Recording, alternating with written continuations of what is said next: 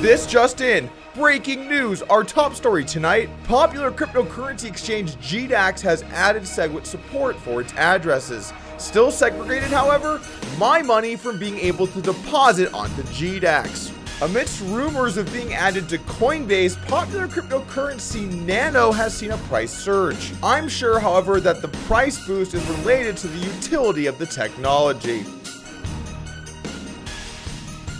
That was the punchline. Riot blockchain is under fire as a recent hit piece on CNBC caused stock price to drop massively. That's right, the after effects of this have caused quite the uproar. And finally tonight, people have been impersonating me across the board, including emailing ICOs and letting them know I'd shill their coin on my channel for just a few ETH. If you'd like some promotion for your ICO, you can make an offer at the email below.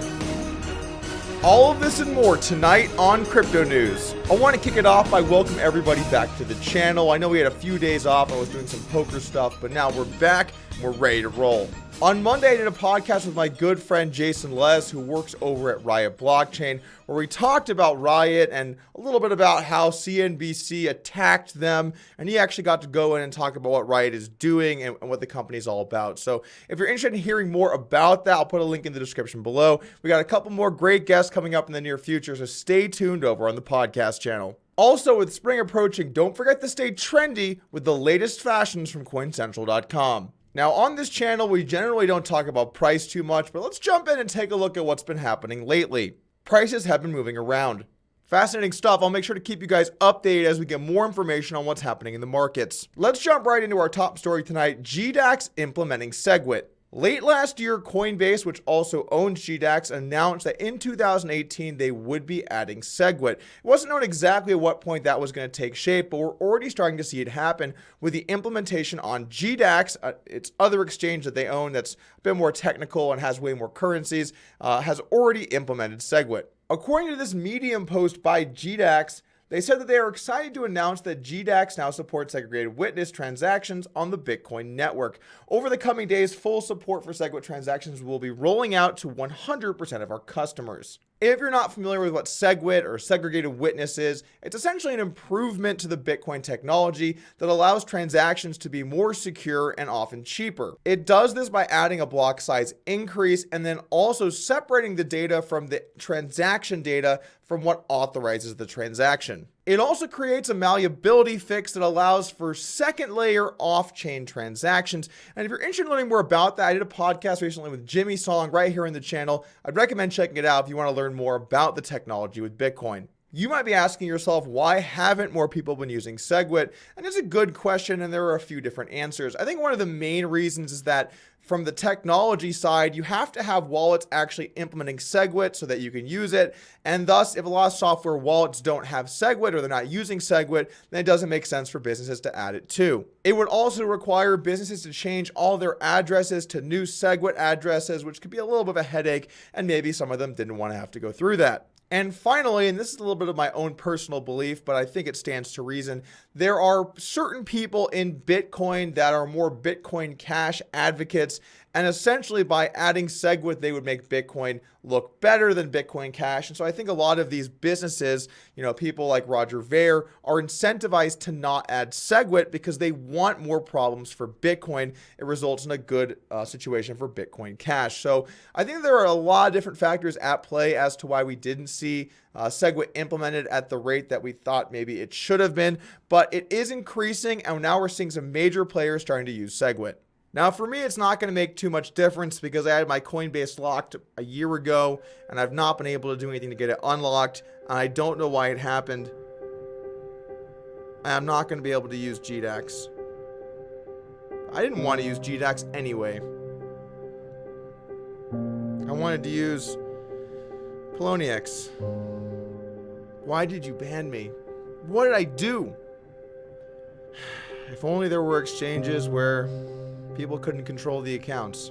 Like maybe decentralized exchanges or something like that. Yeah, who knows? Moving on, RobinHood's cryptocurrency trading app is finally here. But it's only available in 4 states. And apparently there's going to be fees after all. And you can't withdraw your... fuck it. Popular cryptocurrency Nano, or otherwise known as RaiBlocks, has seen a price jump today due to several different news items. The main piece of actual news was a tweet by Nanex that said, Nanex is proud to announce that we've partnered with OneUpCoin to provide a way for Twitch streamers to instantly receive Nano donations for free from their viewers. We hope this will help drive large-scale adoption to Nano. Visit OneUpCoin at blah, blah, blah. The news that's been posted on the forums about this is extremely misleading, and this is something that I've seen time and time again in cryptocurrency, and you should certainly be careful about it. It's not Twitch announcing they're working with Nano, right? It's a third party saying you can use Nano to donate to people on Twitch. That's a huge difference, and I see people constantly misled. When you see an article for really any of the smaller cryptocurrencies, but frankly some of the big ones as well, be aware that it can be worded to sound different than it actually is. Twitch is not partnering with Nano. Don't think that it's like all of a sudden Amazon has teamed up with Nano to take on stream donations. It's through a third party application that allows you to donate to your favorite streamers. It is not Twitch itself. I'm also not saying this is a bad thing. It's always good to have more utility for really any cryptocurrency, so it still is a positive for Nano. I just think that the way they're trying to spin it into some huge thing isn't really the case. It's just a small benefit for the currency. And I already know this is going to result in people saying, oh man, Doug hates Nano. Why does Doug hate Nano so much? I don't hate Nano. They're totally fine. It's just this is also a little bit ridiculous the way this stuff is worded. Also, you're never going to make everyone happy, so you know what, Nano, you can go fuck. The other piece of extremely important breaking news for Nano was the announcement by somebody on Steam that Nano might be added to Coinbase. That's right, even just a little hint of you might be added to Coinbase and you can see your cryptocurrency go up 20, 30, maybe even 40%.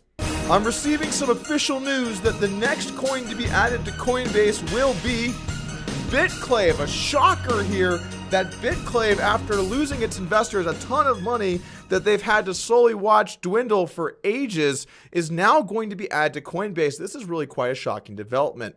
Wait, hold on. I'm receiving some more news. We have a few more coins that are rumored to be added to the Coinbase exchange. That list includes Block, Lux, Pivx, Rchain, Dash, Monero, Lisk, Storm, Leverage, Polymath, SingularityNet, Bitcoin. Wait, no, Bitcoin's already on it.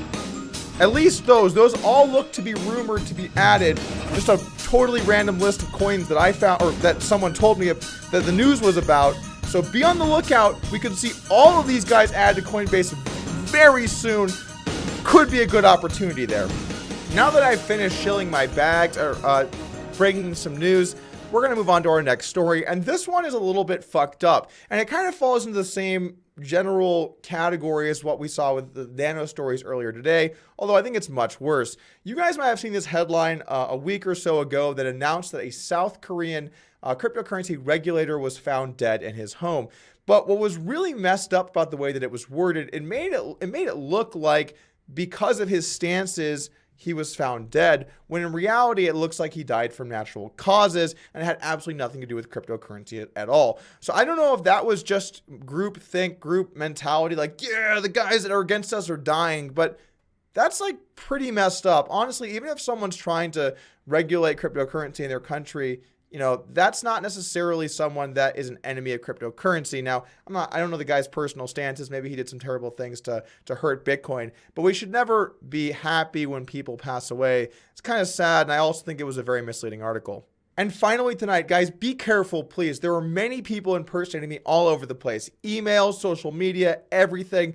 There are fake Doug Polks running rampant. I even saw an email where someone was emailing ICOs saying, if you pay me 5 ETH, I'll promote it on my channel, but part of the promise you have to make is it's a secret because I'm not supposed to be doing that. And that's just like extra next level fucked up, because now not only are they trying to scam someone, but they're also trying to make me look like I'm out there shilling for some ICOs to make some ETH, which is obviously not true. And just be careful about what's happening.